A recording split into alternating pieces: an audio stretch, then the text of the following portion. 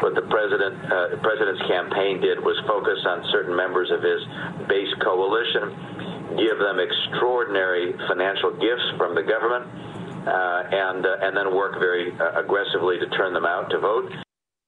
The chicken in every pot strategy, or at least in 51% of pots, apparently. That was former Governor Mitt Romney during a conference call with top donors. Portions of that call were posted online.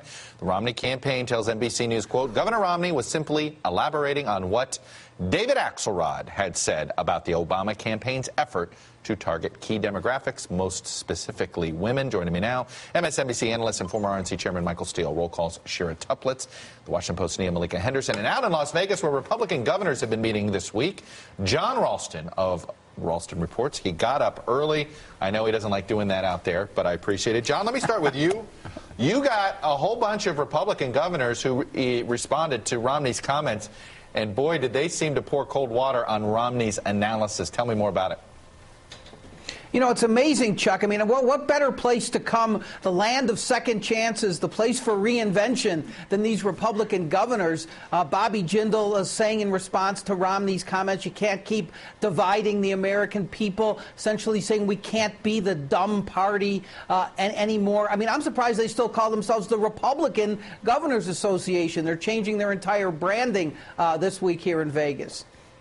Michael Steele, blame the voters? Is that what you heard? It's just an odd, silly, stupid thing to say, and it's, it goes to the frustration a lot of Republicans had about how this campaign was executed at all levels, not just in the Romney level, but the national strategy by the RNC, the losses in the Senate, which were, amazing given where we were just 6, 8, 10 months ago. So the reality of it is, again, I've said it before, I'll say it again, party, get your head out of your you-know-what, get into the real world, understand that America's changed. Change with it. Don't have to change your values, but adapt them to the realities. And people want to hear you speak to their concerns. And I think the Romney comments are outside of that. And sure, in an odd way, Romney has provided an opportunity for Republicans that want to be 2016 players, right? And Bobby Jindal, boy, he took that softball pitch and hit it out of the park. He said, hey, that's not me. Oh, absolutely. And Bobby Jindal has been to Iowa. A couple of Republican governors in Las Vegas are looking at it as well. It does give them an opportunity, but I think they need more time than this. This can't be a week after kind of decision. Sure. They need a few more weeks. They need months. Anything you're getting out of them is kind of knee-jerk reaction. And it's always easy to hate on the loser right now. And Nia, I was just surprised. I mean, look, on one hand, I understand when you lose a race, you just can't believe you were the problem, that your message was off, and you think, boy, they did something else. But I am going to be curious now. The first big post-election interview with Mitt Romney is going to be fascinating, isn't it? Yeah, it will be. I mean, he sounded very statesmanlike, I think, when he gave his concession speech.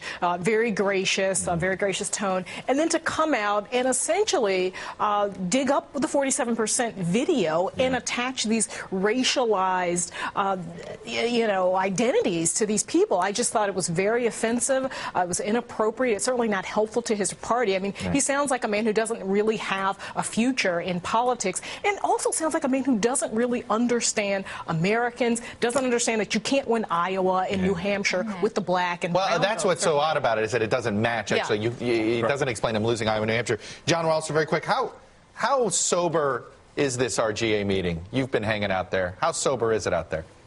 It's Vegas, so well, I think it's very.